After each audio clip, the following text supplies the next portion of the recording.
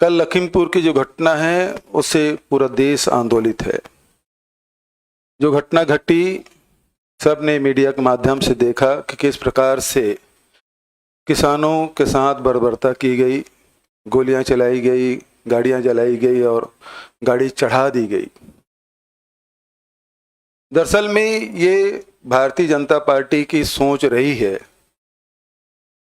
ये सही मायने में कहा जाए तो भारतीय जनता पार्टी अंग्रेजों से प्रेरित, उसके प्रेरणा लेकर ही ये राजनीति कर रहे हैं। आपको स्मरण होगा कि 1917 में गांधी जी ठेका खेती के विरोध करने जो चंपारण गए थे। 1919 के जलियांवाला बाग को कोई भूला नहीं। 1921 में शांतिगंज में वहां भी अंग्रेजों ने गोलियां चलाई थी, जिसका विरोध नेहरू जी करने गए थे रायबरेली। आदरणीय साथियों, ये जो आंदोलन है वो 3 काले कानून जो बनाए गए उसके विरोध में पूरे पंजाब, हरियाणा, उत्तर प्रदेश, राजस्थान, अन्य प्रदेशों में इसका विस्तार हुआ। ये 3 काले कानून के खिलाफ में विभिन्न राज्यों ने विधानसभा में भी प्रस्ताव पारित किया, जिसमें पंजाब, राजस्थान, छत्तीसगढ़, पश्चिम बंगाल और तमिलनाडु जैसे राज्यों में इसके खिलाफ में प्रस्ताव पारित किए गए।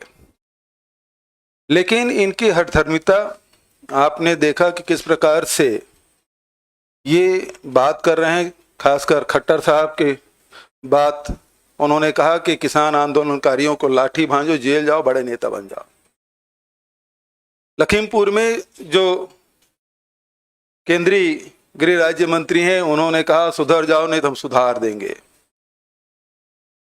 फिर आप भारतीय जनता पार्टी के जो ऑफिशियल पोस्ट है उसमें तो हमारे जो किसान नेता हैं राकेश टिकैत जी, उसको किस प्रकार के किस भाषा से का प्रयोग किया गया सभी जानते हैं। और लखीमपुर की घटना ये बात तय हो गया है कि भारतीय जनता पार्टी को किसान बिल्कुल पसंद नहीं है। वो दबा देना चाहते हैं, कुचल देना चाहते हैं, रौंद देना चाहते हैं, विरोध के स्वर को कतई पसंद नहीं करते। ये एक तानाशाही रवैया, और इसके विरोध में कल जब घटना घटी तो हमारे राष्ट्रीय महामंत्री और यूपी के प्रभारी आदरणीय प्रियंका गांधी जी वहाँ लखनऊ से सड़क मार्ग से जा रही थी। सीतापुर में उसे रोका गया, बिना वारंट के रोका गया और उसे वहाँ डिटेन किया गया और उनके साथ दुर्व्यवहार भी किया गया। उसी प्रकार से जब ये घटना घटी तो मुझे भी, क्योंकि ऑब्जर्वर हूँ, मुझे आईसीसी निर्देश हुआ कि मैं उत्तर प्रदेश जाऊं और वहाँ लखनऊ के लिए मैंने जाने की व्यवस्था की, तो मुझे भी लखनऊ उतरने नहीं दिया गया। सारे विपक्षी नेताओं को या तो गिरफ्तार कर लिया गया है या घर में नजरबंद कर लिया गया। हर किसी को लखीमपुर जाने से रोका जा रहा है। सवाल ये उठता है, क्या उत्तर प्रदेश में आम नागरिक के अधिकार छीन लिए गए हैं? क्या उत्तर प्रदेश जाने के लिए पासपोर्ट और वीजा की जरूरत है? इस प्रकार की घटनाएं घटती है तो राजनीतिक दल के लोग, सामाजिक संगठन के लोग, विभिन्न संगठन के लोग जाते हैं, उस घटना के बारे में जानकारी लेते हैं और उनके न्याय की बात करते हैं। लेकिन लखीमपुर जाने ही नहीं दिया जा रहा है। न प्रियंका जी को जाने दिया जा रहा है, न राजनीतिक दल के लोगों को जाने दिया जा रहा है। हम लोगों को भी, पंजाब के उप मुख्यमंत्री जी भी जाना चाहते थे, उनको भी वहाँ लखनऊ में प्लेन उतरने के लिए मना कर दिया गया। ये स्थिति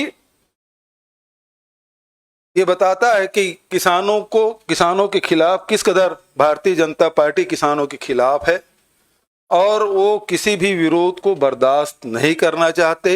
ये अंग्रेजों के रास्ते पे चलने वाले लोग अब कृषि कानून में जो लाए हैं वो पूरे ठेके में देकर पूरे हिंदुस्तान के किसानों को वो लूटना चाहते हैं और उसे दबाने के लिए किसी स्तर पे जा सकते हैं, जिसका एक उदाहरण लखीमपुर का है। और हमारी मांग है कि सबसे पहले जो गृह मंत्री है उसे बर्खास्त किया जाए और वहां जो उनके साथ गए थे उस मंत्री को भी बर्खास्त किया जाना चाहिए।